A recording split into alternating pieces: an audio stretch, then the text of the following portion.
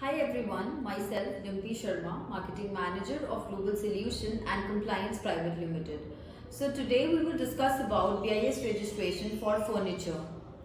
Let us start with understanding what is BIS.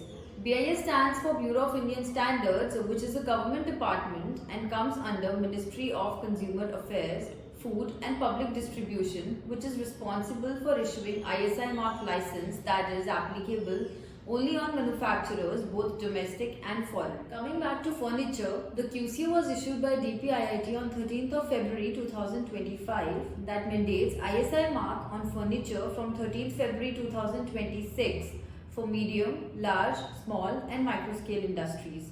Under this QCO, 6 Indian standards are listed. They are IS 17631 for work chairs, IS 17632 for general purpose chairs and stools, IS 17633 for tables and desks, IS 17634 for storage units, IS 17635 for beds and IS 17636 for bunk beds.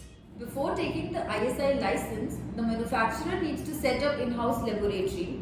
Also, the government provides 80% discount to micro-scale units, 50% discount to small-scale units and 20% discount to medium-scale units, applicable only for domestic manufacturers. Now we will talk about the list of documents required for BIS registration for furniture. 1. Location map. 2. Layout of plant.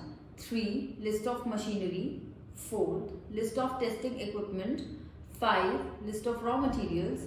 6. Brand details. 7. Plant address proof. 8. GST certificate.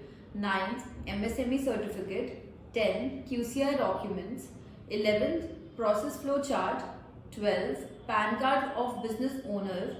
13. List of raw materials used in each variety of required products and manufactured in that variety. As a leading consultancy in India since 1997, Global Solutions specializes in BIS license facilitation for both Indian and foreign manufacturers with a wealth of experience aiding over 1,000 clients. We offer end-to-end solutions from setting up in-house laboratories to obtaining licenses and managing post-compliance requirements. Our commitment lies in providing a holistic service all under one roof. For more queries, please reach us out at the number and email ID displayed on your screens. Thank you.